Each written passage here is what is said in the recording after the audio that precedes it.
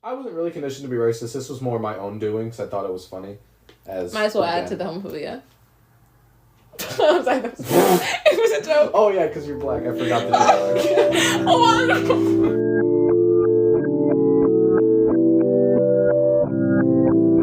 Hello everyone, this is the HoneyMoon Hangover, and I'm your host, Spencer Moak, and I have with me...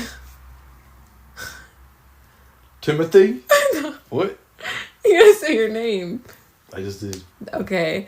My boyfriend of almost 4 years, and we're gonna be discussing some really good topics this episode. It'll all make sense by the third episode. Okay, bear with me.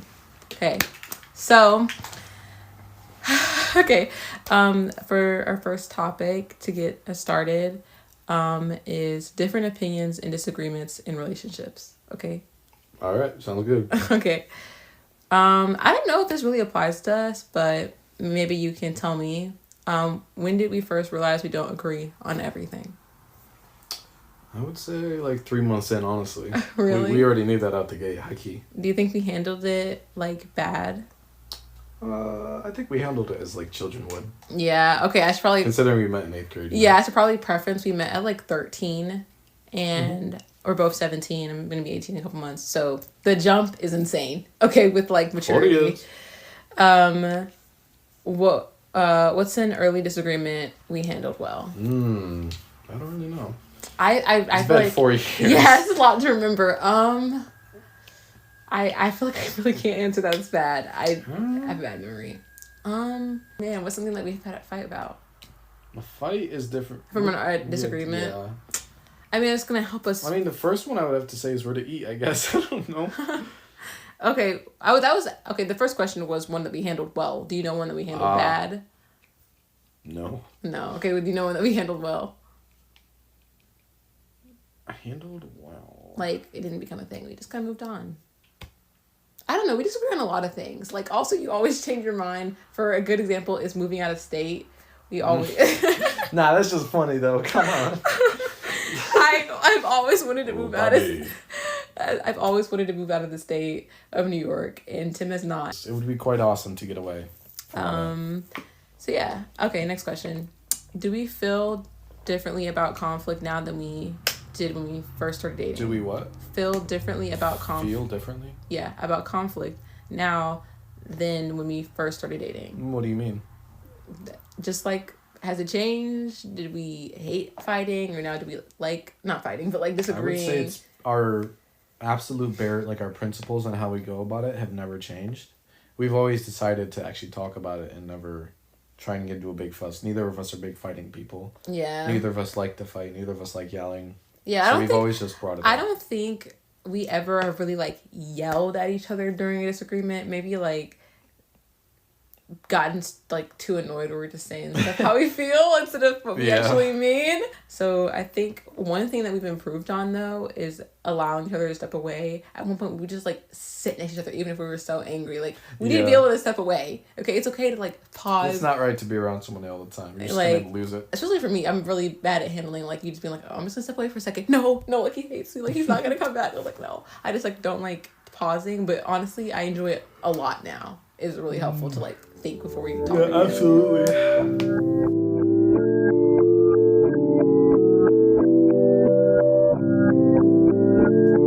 So before we get into deeper personal stuff, I want to talk about why the honeymoon phase actually fades, because it's not a failure, it's not random either.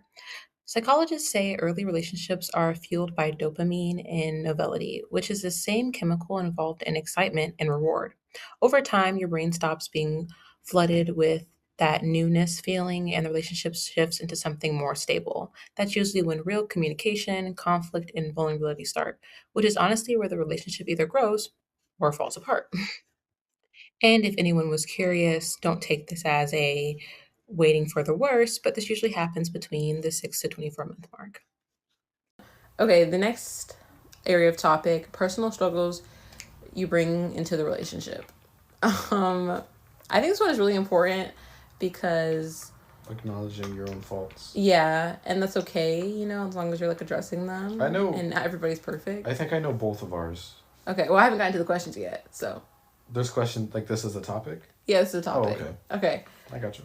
What personal habits or insecurities show up most in our relationship? A lack of communication, definitely. Yeah. But I also lack that was the one for you, like thinking like what causes a problem. For me, it's consistency. I'm not always very consistent at all. I've definitely noticed I've struggled with that since the dawn of time. Literally since the dawn of time for me, I always am like, I don't know, I feel like everything must lead to conflict. I'm like in fear of that. So I'm like, it's rather just not talk about it at all. Absolutely. And then I let it push over too much to where like it overwhelms me, and I'm like, I hate you. Oh my god. Like, you're the worst. But then I like let that build up myself. Yeah. And then with you with consistency, you'll just like get periods of just like dragging on and like not really thinking about it. I'm just like, hey, what happened, you know? Yeah. But the reason why that seeps into our relationship is because you do that with life too, like with things. It's so not just exclusive. It's just the problem it's something that causes problems. Now, say the question again so we can answer it directly. Oh, what personal habits or insecurities show up most in our relationship? Yeah. Okay. I never mind. I think. I feel like we answered that. I didn't think we hit it on the head. But it was good enough. Yeah. Next one. How do we support each other without trying to fix each other? Like, for example, like, how do we help each other with like bad coping habits without being like, just stop or just get rid of it, or like just in general, like how do we help each other or support each other without trying to fix it in a way, or like fix ourselves? Do you know what I mean? No. Okay. I feel like that was a good... Okay, I'll reiterate myself. Like, you know, we both have bad habits or bad ways of coping when we're struggling. How do we support each other through that without just saying, like, just stop doing it or just, like, get better? I'm always just, like... I don't know. I'm very much, like, I want to push you without making you pull away. So I'm always just, like... I'm like, oh, that was really, like, you went to school like a period. Like, I'm like always like uplifting about it, whether you're like only went to school one time. Wow.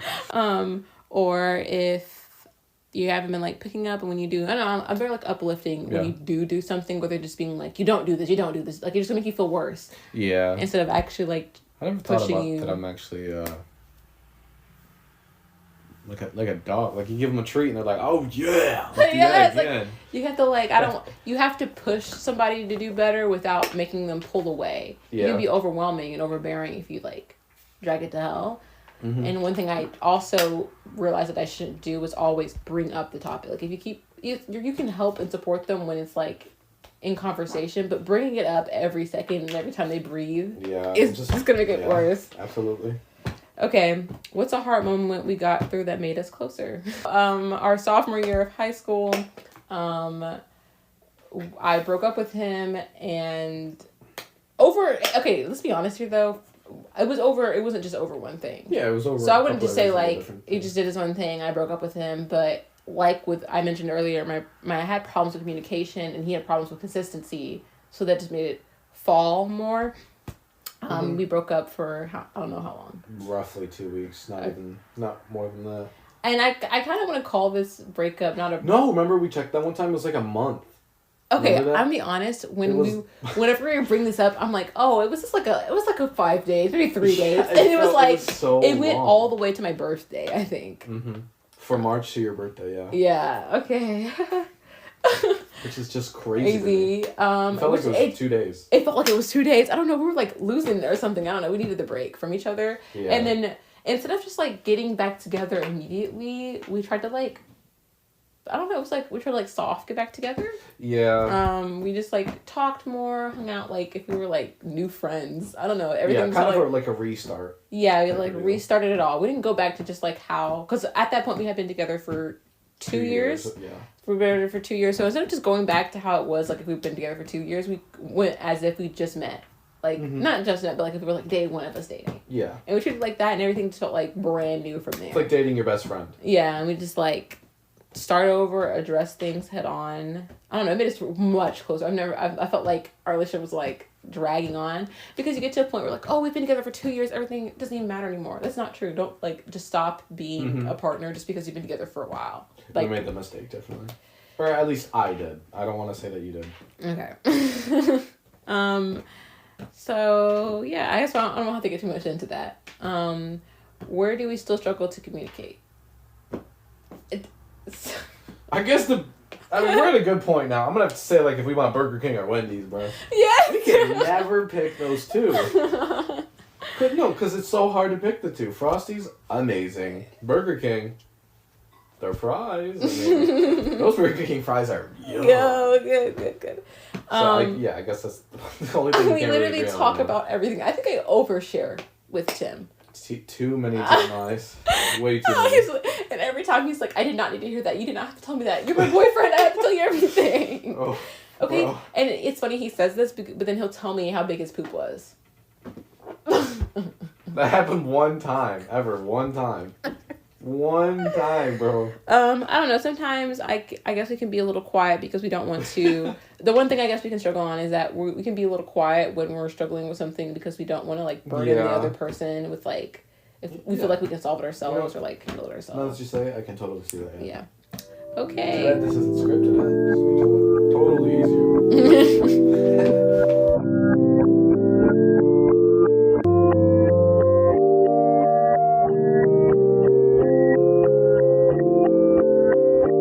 Something I found interesting is how different real red flags are compared to what we see online. Research shows that real red flags usually involve patterns like avoidance, disrespect, or lack of accountability, not one off mistakes. Meanwhile, green flags are things like repair after conflict, emotional safety, and consistency. So it's less about being perfect and more about how two people handle problems. Okay. Our third and sadly final category, red flags, Sadly.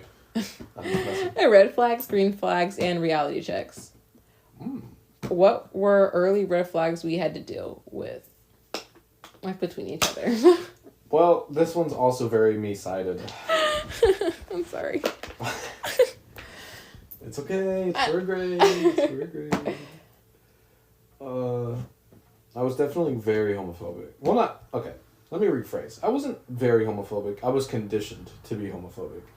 I had it so deeply rooted in my head to be homophobic and thought it was funny. I was an 8th grade boy.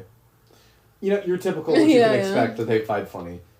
So I was very homophobic then, and Spence is transgender from way before then. The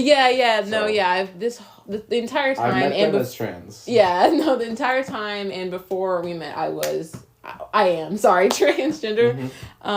And so that was something that we had to talk about. Like, I don't know. It took well over a year. One of the reasons the breakup happened to begin with. Yeah.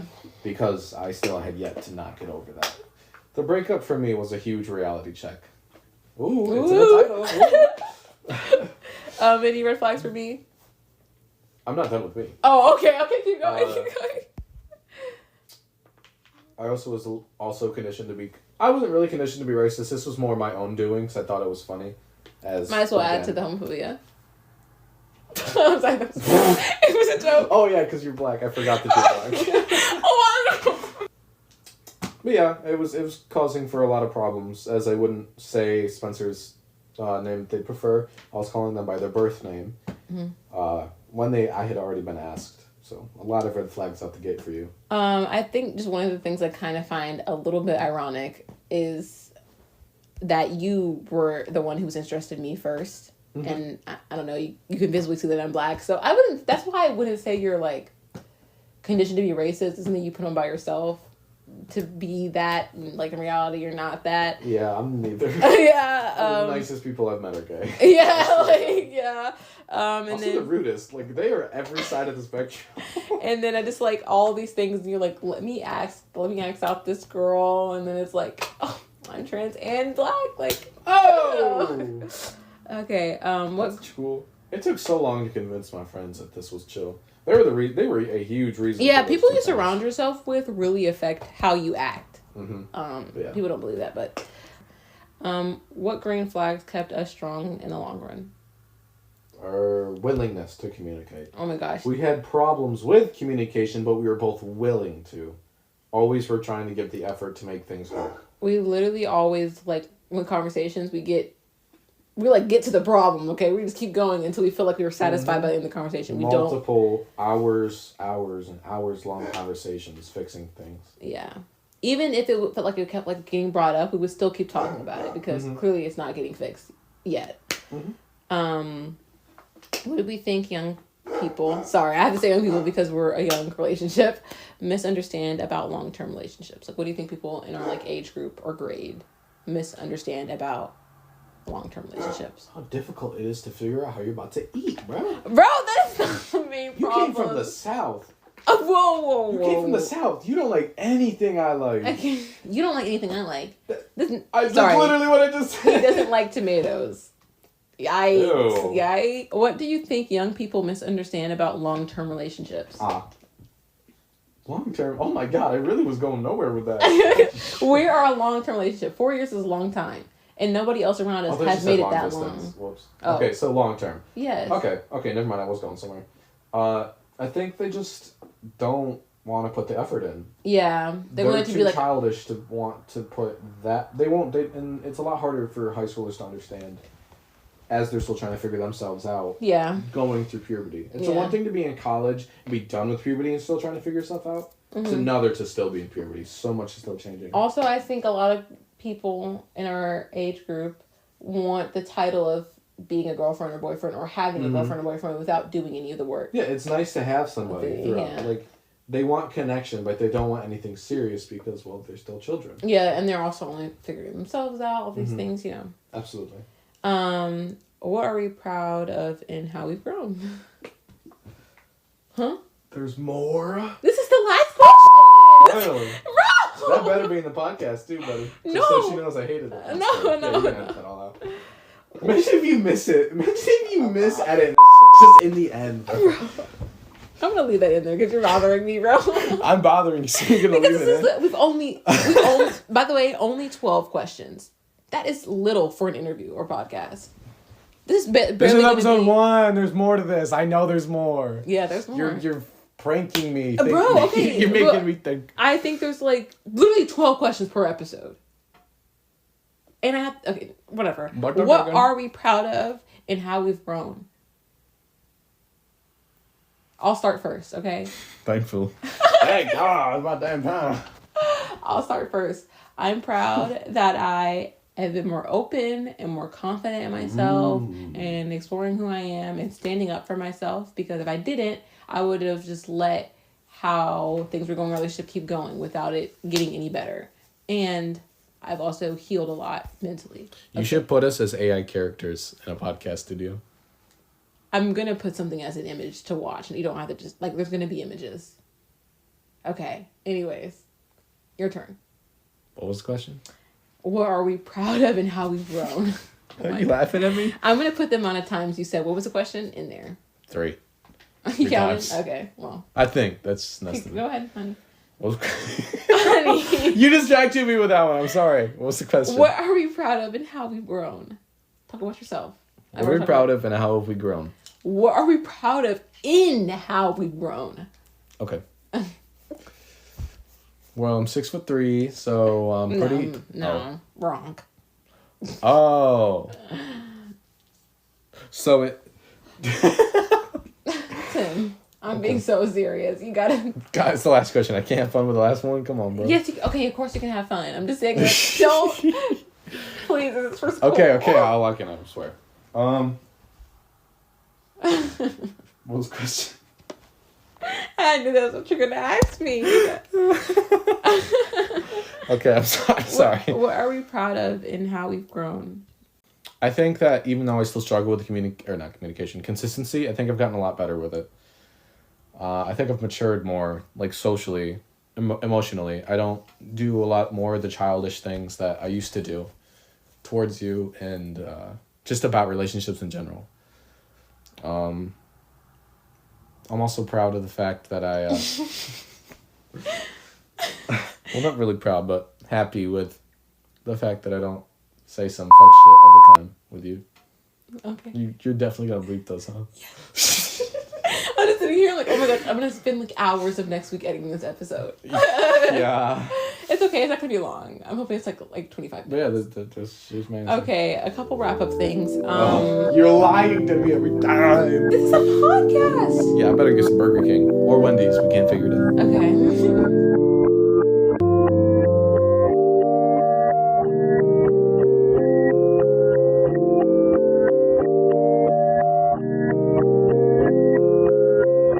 Hi, it's me again. Yeah, I know. I just wanted to wrap up a couple of things that happened in this episode, or that me and Tim discussed that we necessarily didn't elaborate on. Um, we've known each other for a really, really long time, and we had completely different lifestyles when we met, and I was 13 and he was 12.